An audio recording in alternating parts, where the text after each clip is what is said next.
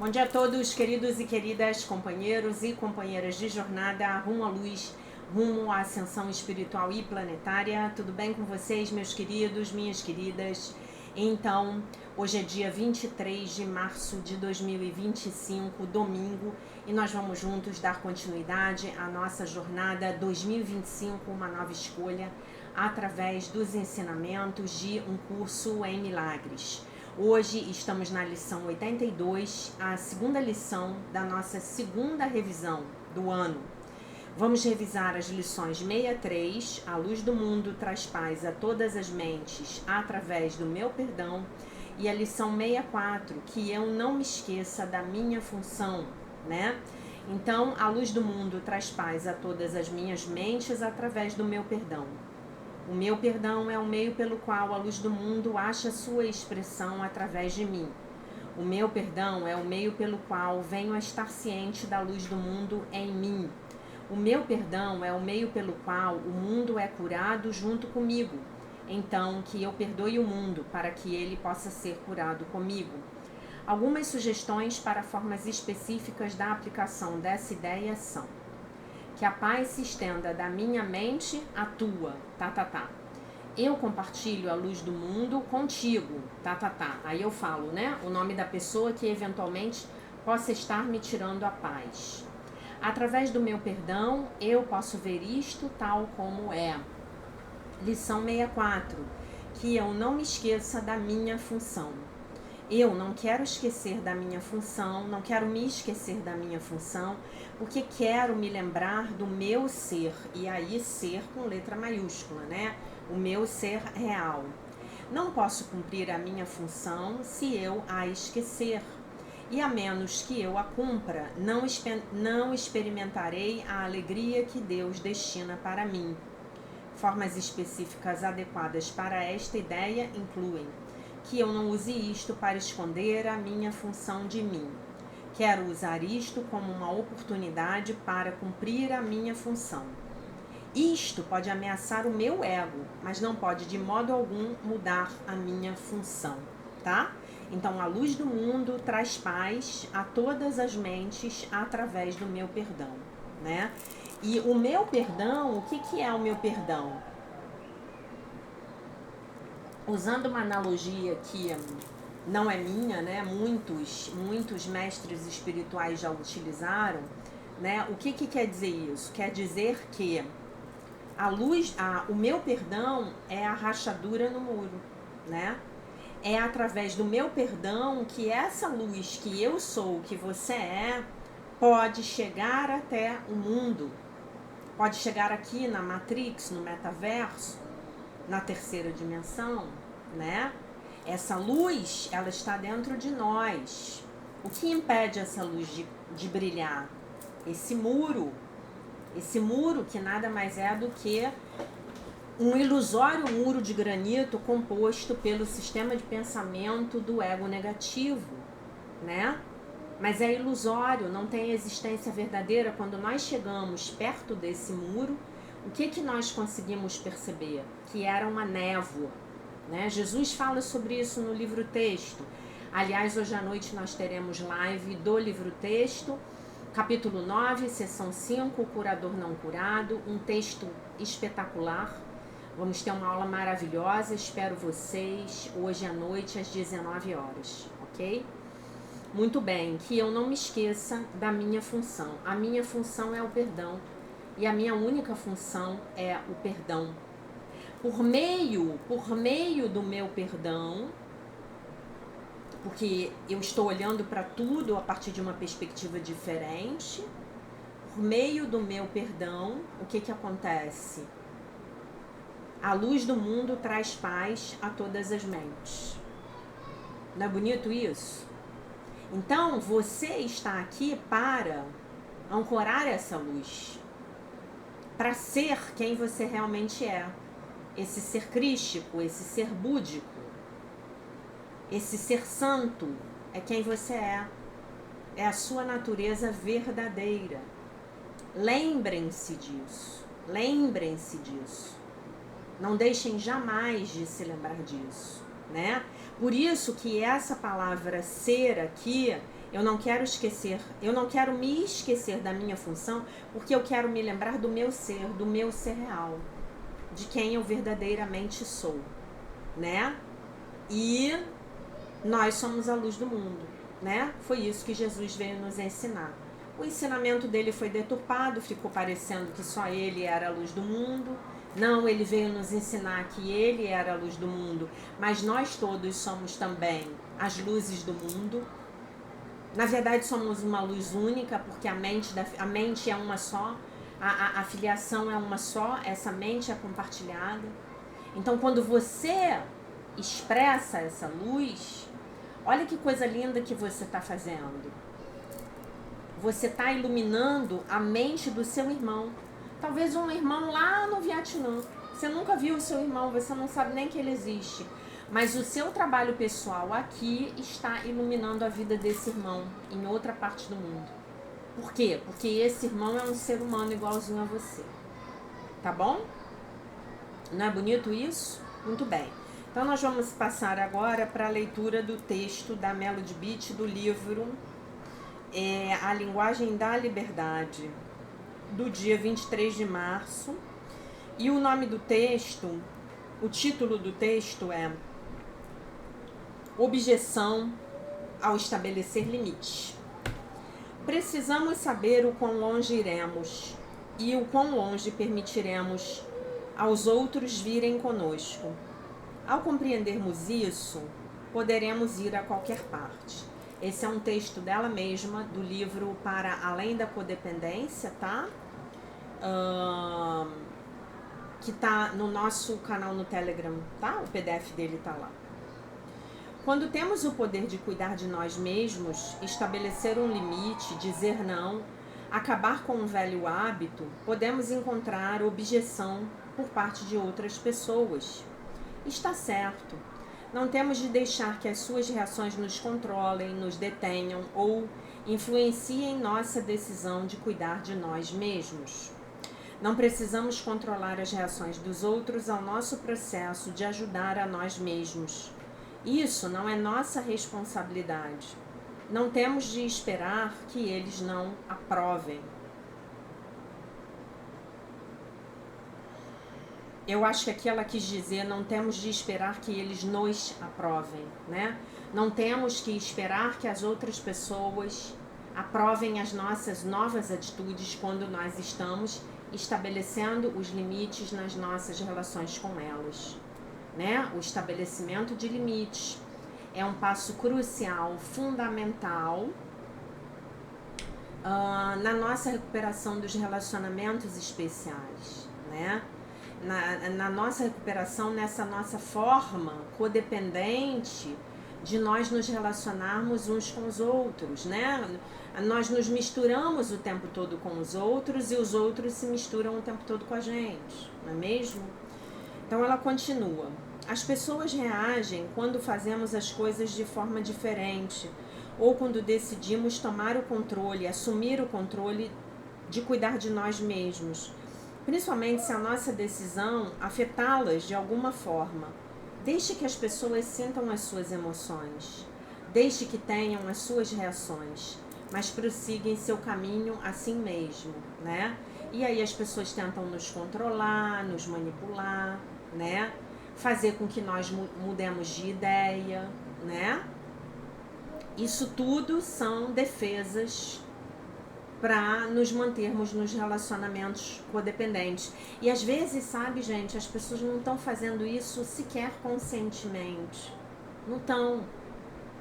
E às vezes nós também não estamos levando as nossas defesas codependentes adiante de forma codescendente, consciente. Nós só estamos fazendo, pronto. Às vezes alguém de fora, o seu psicólogo, o seu terapeuta, um amigo seu, um colega seu, vem e fala para você: poxa, por que você está agindo dessa maneira? Não seria melhor agir de outra maneira? E aí nós temos que ter a humildade de reconhecer que nós estamos em processo de treinamento, tá? Se as pessoas estão acostumadas a que nós nos comportemos de certo modo, tentarão convencer-nos a continuar desse modo para evitar mudar as coisas. Se estão acostumadas a que digamos sim o tempo todo, podem começar a reclamar e a reagir quando dizemos não. Se estão acostumadas a que tomemos conta de suas responsabilidades, de suas emoções e de seus problemas, podem objetar quando deixamos de fazer isso. É normal. Podemos aprender a viver com um pouco de objeção em nome de um saudável cuidado próprio. Mas veja lá, não abuse, reaja. Aí acho que é mais não se permita ser abusado, né? Se as pessoas estão acostumadas a nos controlar, pondo a culpa em nós, gritando e berrando, elas podem intensificar seus esforços quando mudamos e quando nos recusamos a ser controlados. Está certo, isso também é uma objeção. Não precisamos deixar que a objeção nos puxe de volta aos hábitos antigos, se decidirmos que desejamos e que precisamos mudar. Não temos de reagir à objeção ou dar-lhe muita atenção. Ela não merece, ela desaparecerá. A oração.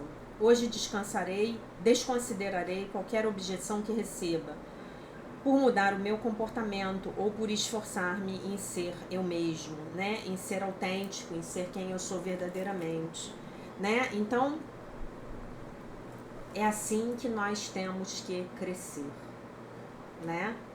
Sendo quem somos. Sendo quem somos. Nós temos que nos permitir ser quem somos. E nós temos que nos lembrar daquela máxima. Se eu saio por aí dizendo sim para todo mundo, numa postura agradadora, querendo que o outro me ame, querendo que o outro me dê reconhecimento, querendo que o outro fique feliz, né? Porque se ele fica infeliz, eu fico mal. Nós podemos e com frequentemente estaremos dizendo não para nós mesmos.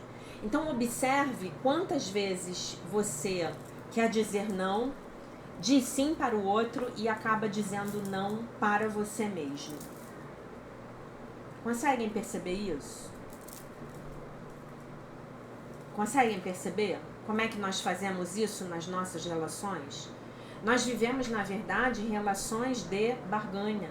Nós ficamos o tempo inteiro barganhando uns com os outros e não somos honestos e verdadeiros. Não pedimos diretamente, de forma direta, aquilo de que nós precisamos, né? Isso é muito interessante. Talvez valesse a pena que nós pudéssemos nos observar, né? Que nós pudéssemos orar e vigiar, né? Que nós pudéssemos orar e vigiar no sentido de buscar ser autêntico, buscarmos sermos autênticos, buscarmos ser autênticos, para falar bonitinho, né?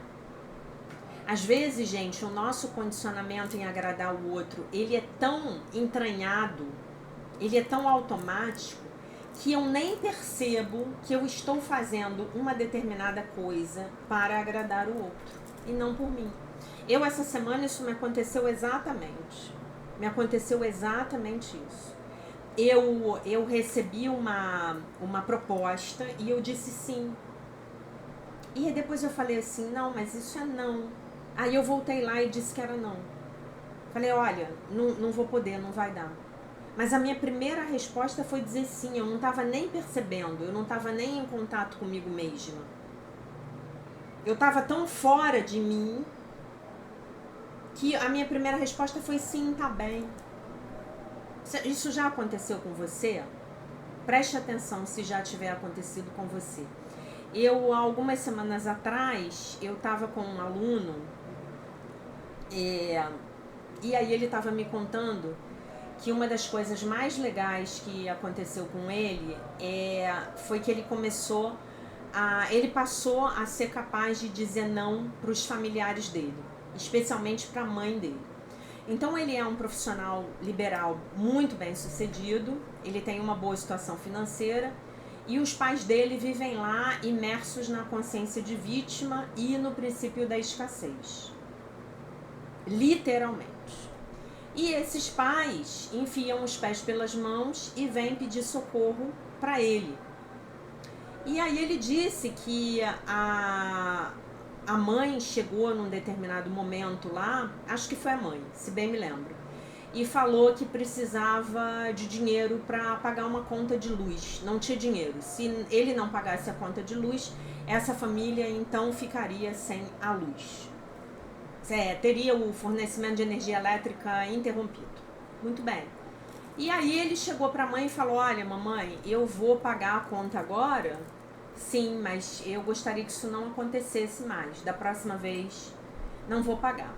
Pagou a conta e o fornecimento, enfim, não foi cortado. Passado algum tempo, a mãe veio com uma outra demanda, né? A mãe chegou com uma outra demanda. Ah, você precisa me dar dinheiro pra E ele falou: não, mãe, eu não vou te dar. E não é porque eu não tenho. É porque eu já avisei que eu não vou dar. É porque você e papai e sei lá quem que mora junto precisam resolver a vida de vocês. Vocês não podem ficar recorrendo a mim. Eu não quero mais ficar nesse papel. E a mãe ficou muito contrariada, mas teve que aceitar. E eu vou contar uma coisa pra vocês, gente. Esse aluno, ele tá fazendo um grande favor para essa mãe. Essa mãe pode não ver isso nesse momento. Pode ser difícil para essa mãe ver isso, ok? Mas ele tá fazendo um grande favor, porque essa mãe precisa crescer e amadurecer emocionalmente e parar de colocar esse filho no lugar de pai dela. Tem uma disfuncionalidade muito grande aí nessa relação. Os pais dão, os filhos recebem. Ah, então nunca vou fazer nada pelos meus pais? Claro que você vai fazer. Mas a partir de uma outra consciência e quando for realmente necessário. Entendem? E esse exemplo você pode transpor para a sua vida. Será que quando eu estou dizendo sim para minha mãe, eu não estou dizendo não para o meu filho, que é minha responsabilidade?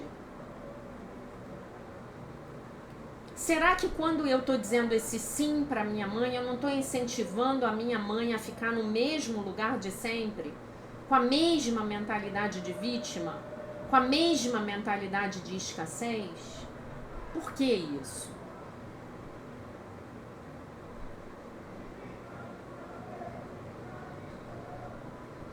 Perfeito, né?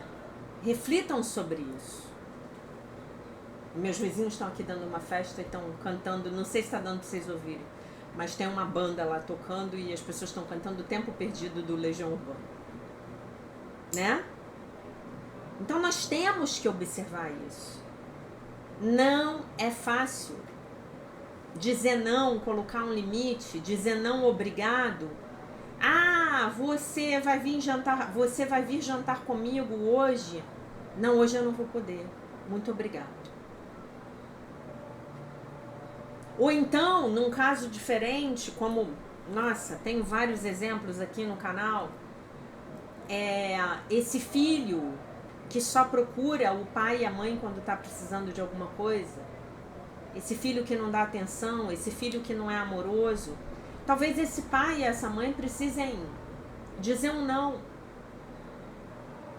Sabe, gente? E é o que a Melody diz no início do texto. O início do texto é perfeito, né?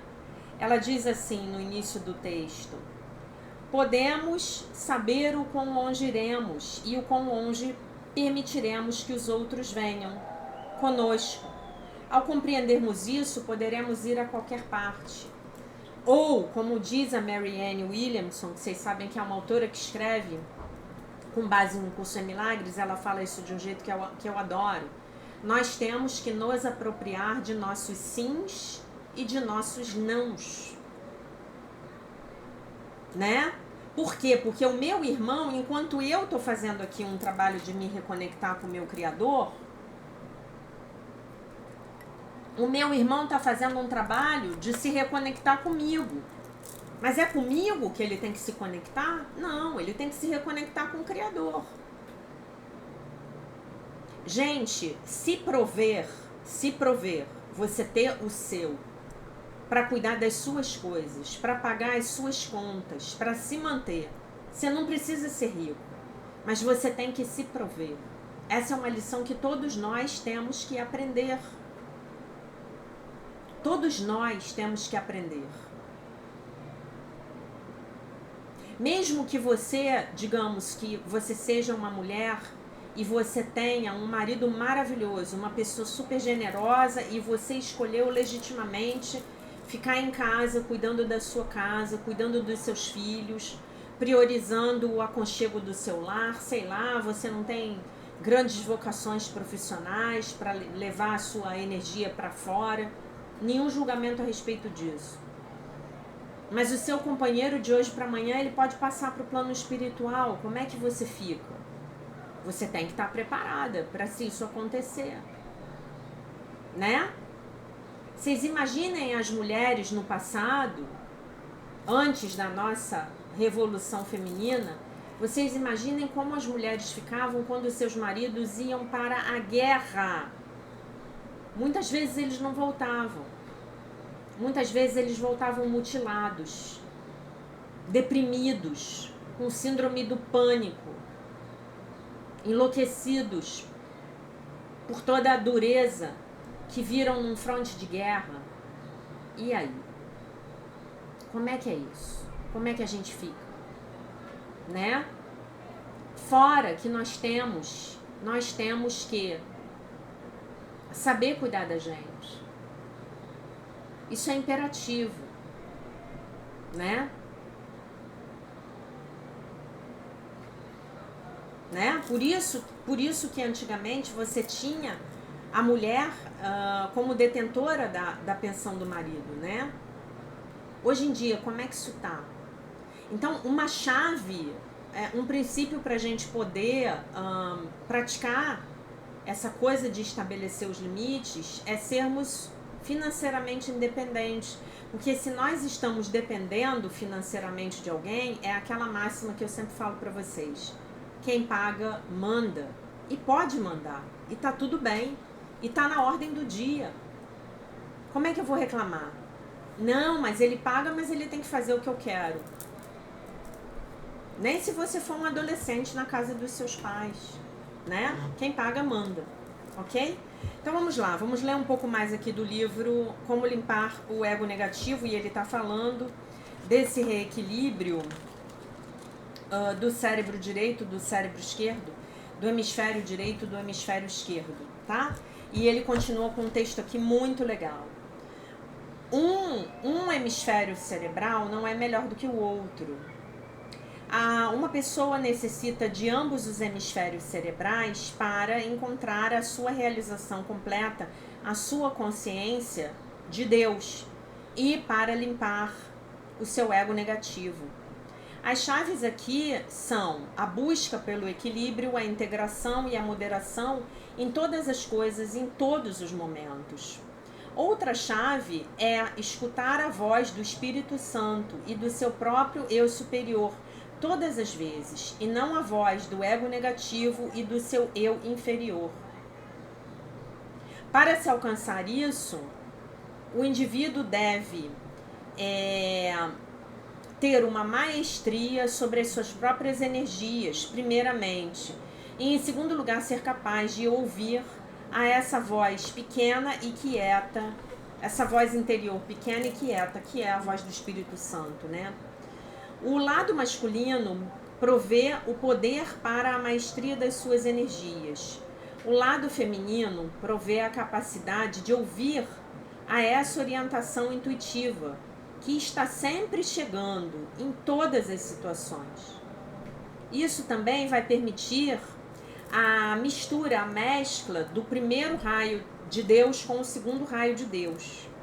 E essa mescla de poder, e essa é a mescla do poder e do amor com a sabedoria, a chama trina. Ó, então, estão cantando Será, do Legião Urbana. O poder sem o amor é como os nazistas alemães. O amor sem o poder faz com que você se torne emocionalmente disfuncional. É o tal do amar demais, né? É o amar indiscriminadamente. Né? É um amor falso, não é o amor incondicional, porque não vem da aceitação, né?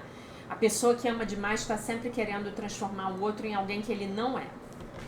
Uma mulher gosta de um homem que seja forte, mas sensível e amoroso. Um homem centrado quer uma mulher que seja amorosa e sensível, mas que possa ser forte e poderosa. Mais e mais desses dois lados de nós mesmos, que podem ser considerados como os arquétipos últimos, estão se alinhando. A chave para a mudança da sociedade está na mescla e na integração que primeiramente ocorre dentro de nós mesmos. O exemplo último disso no nosso universo é Lord Melquisedeque, o nosso Logos universal. Lembrando que Lord Melquisedeque é um mestre ascenso. Ele diz aqui que é o Logos universal, lembrando que o Logos planetário é o nosso mestre Jesus Cristo, ele é o símbolo do Sol, tá? Do Sol, o Sol mesmo, é o Logos planetário.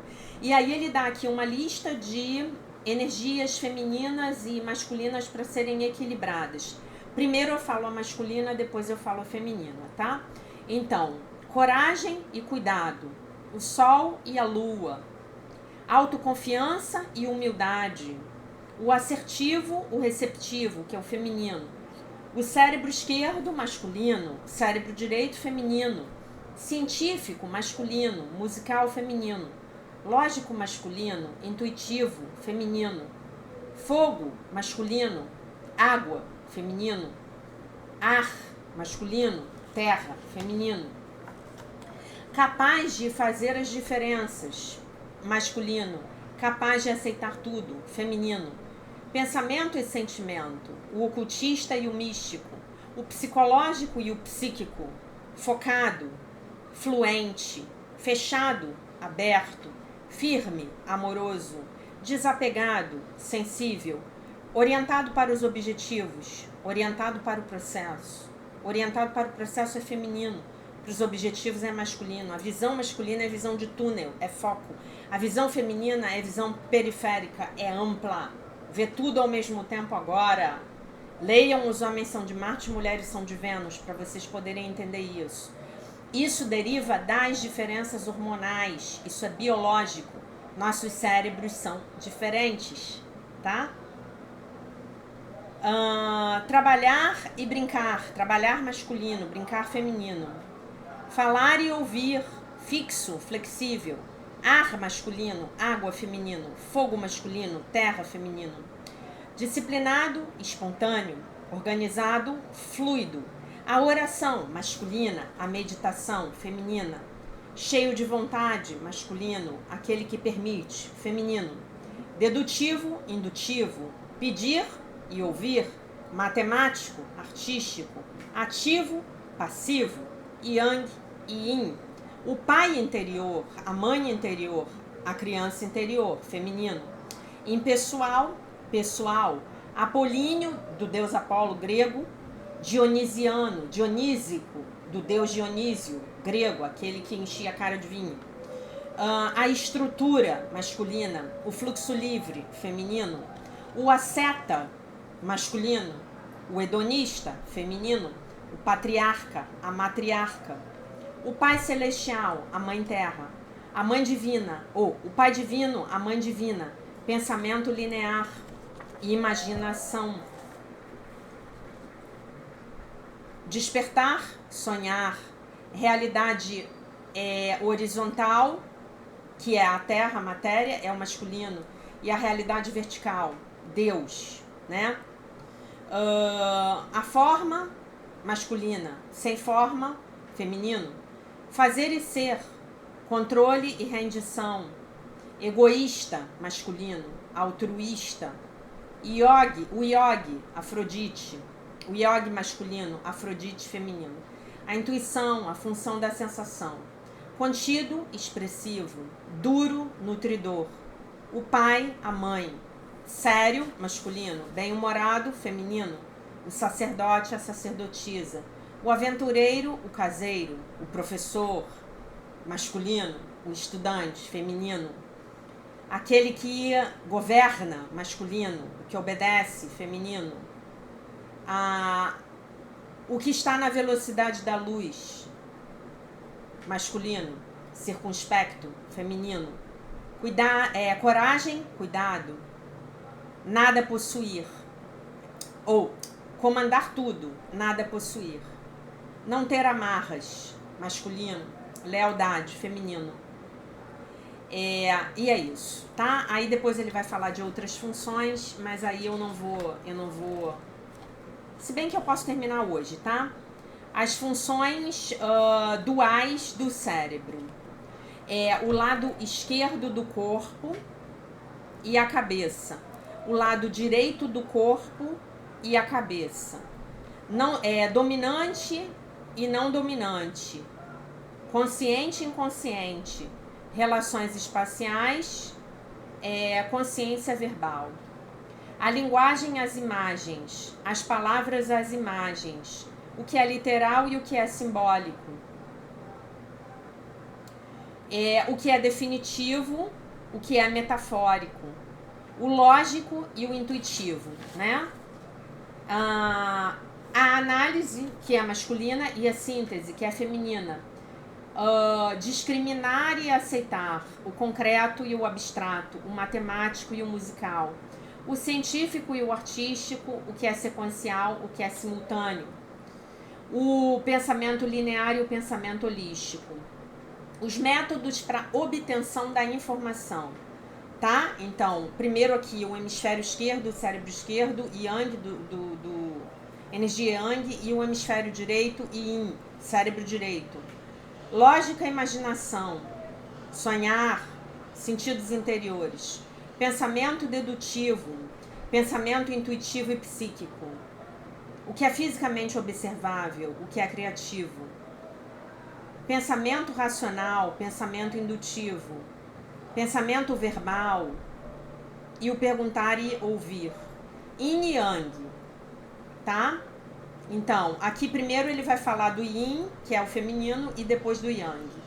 Amoroso, poder pessoal. Compassivo, disciplina. Aquele que perdoa, o assertivo. O que é alegre, o que discerne. Cooperação, foco. Auto-amor, auto-maestria, auto-valor, responsabilidade, aceitação, desapego, humildade, paciência, humildade, fé, gentileza, decisão, pacífico, organizado, flexível, perseverante, sensível, aquele que doa, receptivo, lógico, aberto e confiante, intuitivo, aquele que cocria. O que sente, aquele que não julga, né? Vocês conseguem perceber que nós estamos nos movendo de uma sociedade que é dominada pelo hemisfério esquerdo do cérebro para uma sociedade que vai ser dominada pelo hemisfério direito, que é a morada do Divino Espírito Santo e que é quem tem que comandar? Por isso que está invertido, né? O chefe está no lugar do empregado, o empregado está no lugar do chefe, entenderam? Estão percebendo isso?